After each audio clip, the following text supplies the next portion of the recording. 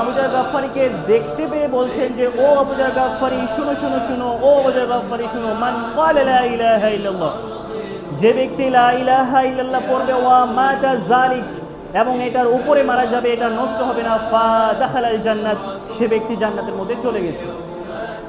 তো এই হাদিসটা কেন নিয়ে আসা হয়েছে একটু দেখেন।